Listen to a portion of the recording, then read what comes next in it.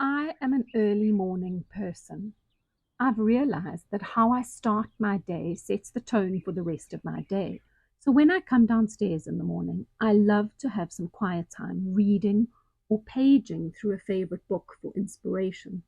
I also love to pull out my sketchbooks and play. It is the best way to start my day and sets me off on the right foot for the day's creative work in my studio. Creative play is a huge part of my practice, and my sketchbooks are my playground. They are where I make a mess, explore colors and shapes, and grow my unique visual language. They are the place where I feel released from the fear of failure, embracing the good, the messy, and the mistakes as creative fuel for exploration. My sketchbooks are my place to brain dump all of the ideas rolling around in my sometimes crazy, busy headspace. Some of the ideas will birth new creative projects. Others will nestle in the pages of my sketchbooks, waiting for their right time.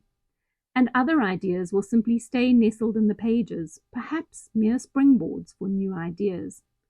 I find a sense of freedom in my sketchbooks, and it is the place I truly embrace the process of creating, leaving behind the desire for perfection. I try hard to carry this into my studio work and paintings, sometimes with success, sometimes with a sense of frustration when I'm wrestling with a painting. But it all starts in my sketchbooks with playing. I hope to inspire you to find some freedom in your sketchbooks too. I get asked regularly about the materials I use. Since my paintings are mostly oil paintings and occasionally acrylic, people are surprised to find out that I actually love using a variety of materials in my sketchbooks. Perhaps it's the teacher in me that understands and can use or teach about a variety of materials.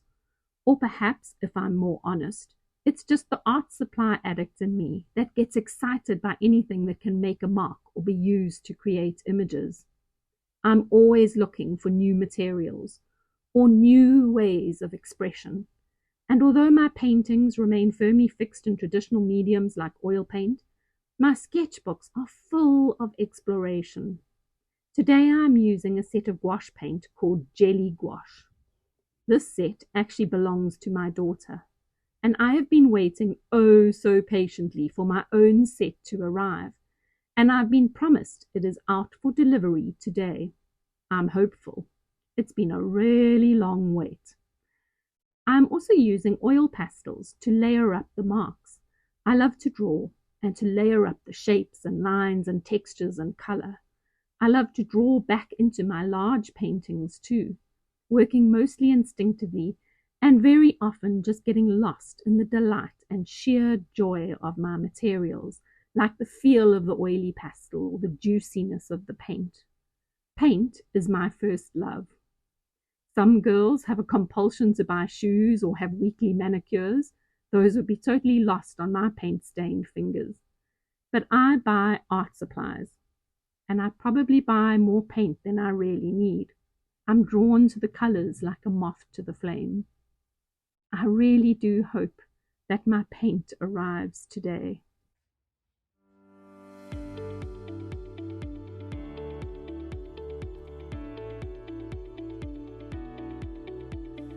So I am so ridiculously excited to show you what is in this package. I've been so envious because my daughter Amy has had the most amazing set of jelly gouache that somebody gifted her. And although we can get a really small set here in South Africa, the actual real nice ones are mostly available on Amazon, and the shipping to South Africa is so crazy that I've had my eye on a set of jelly gouache for such a long time. But to be honest, the shipping costs are almost as expensive as the set of jelly gouache.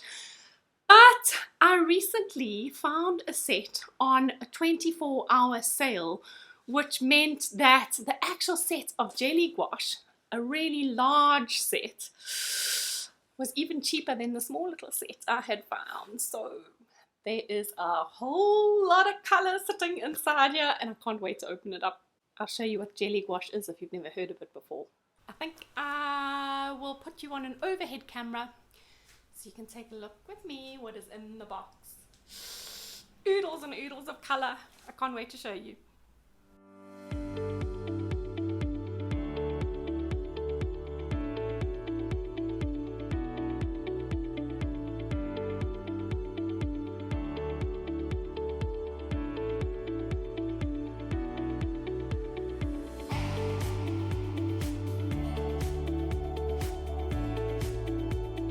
Should we take a little peek inside? Oh my goodness, look at all that beautiful, beautiful, beautiful color. Yay! So each of these little containers here contain a different gouache paint. These paints are called jelly gouache purely because they look like little pots of colored jelly. Sometimes they're known as pudding gouache, but these are just ordinary gouache paint. They dry to a very matte finish, just like gouache normally does. Oh, I'm looking at these beautiful colors. I can't wait to open them. Look at that beautiful green. Oh, anyway, I'm getting distracted by the colors. Oh, look here in the corner. You can't see it. Look at that pink. Anyway, they are ordinary gouache, just like gouache that comes in a tube. I think these are more a student range of gouache, but I have painted many times with Amy's set. Amy uses her set all the time, and I absolutely adore painting with them. And the fact that they come in this lovely little tray, each in their own little pouch, so you can see, if I take a few of them out for you, you can see how they each come in a little palette. And all I need to do now is open up one of these and show you the paint inside. Of course, before I open them all up, I have to sort them all out in some kind of color order because they were all jumbled up and that would drive me nuts. So I've got all my beautiful warm colors together, moving into my cooler colors and my neutrals. And now that I've got them all into color families, I'm going to open them all up and get them back into the tray and test them and show you some of the colors. Oh, this just makes me ridiculously happy. Look at all of these beautiful colors. Oh, I can't wait to paint.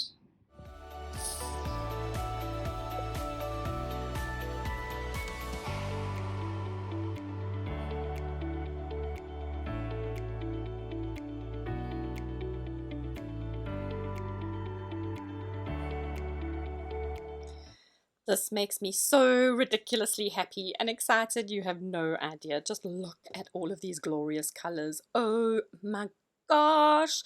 Now, I really don't need such a big set of colors because most of these colors I would mix anyway using just a very limited palette, but this does make me ridiculously happy seeing all these beautiful colors, and I'm going to really enjoy working with so many colors for a change because normally I work with quite a limited palette and mix my own colors because, to be honest with you, that's the best way to learn about colors, to learn to mix your own colors. But oh my gosh, did I tell you this makes me ridiculously happy?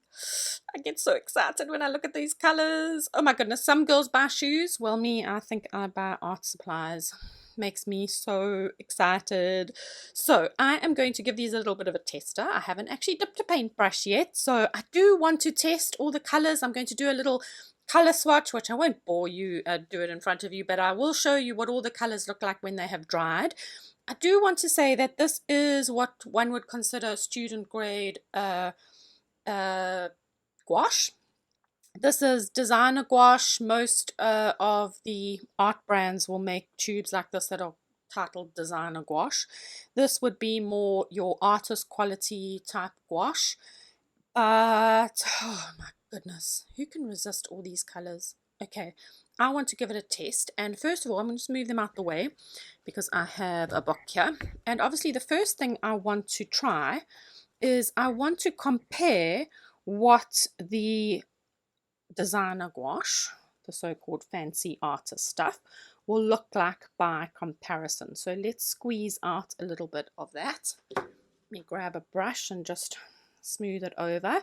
Now gouache dries with a beautiful matte finish, which is why I love working with it in my sketchbooks, because then the pages don't stick together. This light's looking very blue. Let me move the light a little bit. Is that looking better? Anyway, let's now compare. Let me grab some of a red here and compare. Now the trick is always when things dry, because when things dry, they're obviously your artist quality, the artist quality paint tends to dry similar color or just one shade darker. Often your cheaper paint will dry a couple of shades darker than when you put it on. So it's going to be really interesting to just see how this paint reacts by comparison. But I also want to just see how these colors mix. So let's pick up a little bit of white. I think a good indication of a paint is also how it mixes with other colors. So, oh, look at that. Beautiful pink. Happy with that. Let's have a look. Let me just clean my brush. Let's have a look at some of these other beautiful colors. And let's see how they react. Look at this. Oh, now this is definitely not a color I would buy. Quite a teal greeny color, and I would mix it quite easily using like a phthalo. But let's see how this mixes up with another color. What color should I mix into it? Let's mix some of these grays into it and see what they do. It makes a nice deeper, darker tone. Let's pick up some of that white again. So I'm happy with the way the white seems to mix with the other colors. Let's try some complementary colors. Oh my goodness, I just want to test all these colors. So let's get what complementary colors should we use? Let's neutralize a blue. Let's get this beautiful blue down. It's beautiful, almost like a sky blue. And then let's pick up a nice orange, which would obviously be its complementary. Oh yes, these do mix nicely. Look at that. Beautiful, beautiful complementary color. Oh, oh, oh, oh, oh. And then, of course, I just have to have a look at some of these fluorescents, purely out of interest, because fluorescent paint is definitely not something I would normally... look at that. Let's pick up some of the pink. Oh, I think I'm going to like this. I think I'm going to enjoy having some fun colors to play with. Okay, I'm not going to bore you for too much longer. I could carry on playing with all of these colors, but instead I'm going to test them all out, and I'm going to compare them and see how they dry. And we can also come back and have a look and see how... oh, now I'm using dirty brushes, but look at that pink and that green. Let me clean my brush. We can also come back and just compare and see how the student grade paint has dried by comparison to the artist quality. So I was trying out this pink and I had a dirty brush. Let me try it again. Oh. I think I'm going to have lots of fun with these. As I said, I don't normally have such a beautiful array of colors, so playing with so many colors is going to be loads of fun. Okay, you definitely don't want to watch me doing this and trying out all the colors. I'm going to do a swatch. I'll come back and show you what all the colors look like when they are dry.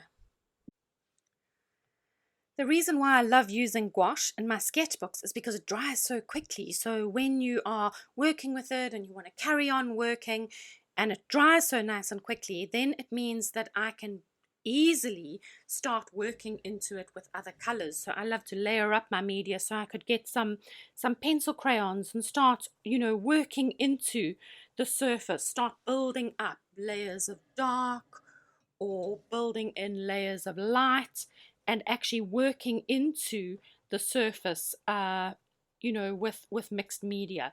I love being able to layer up the images in my sketchbook. So being able to work quite quickly into something is a huge bonus for me. So I do love working in gouache for that very reason, the fact that it dries so nice and quickly.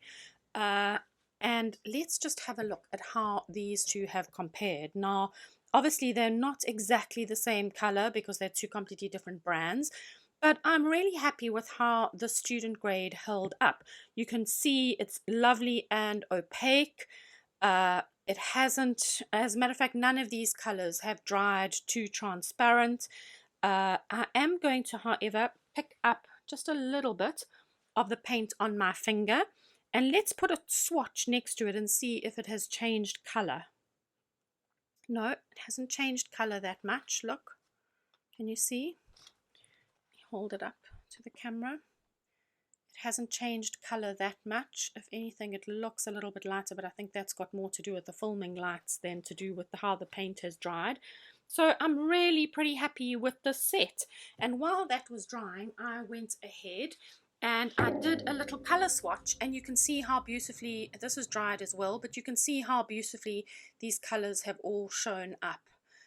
They've all dried beautiful and matte and opaque, and I'm really happy with all of these colors. I think I'm going to have loads of fun painting with these, and I guess I'll be able to give Amy her little set back because we've been sharing it. I've enjoyed the little jelly gouache so much that Amy has kindly been sharing her little set with me. So the set you saw me painting with earlier on, I'll be able to return that to Amy because now I have my own delicious set of colors. Now, before I close this up, because the thing with jelly gouache is that the paint stays nice and wet inside here.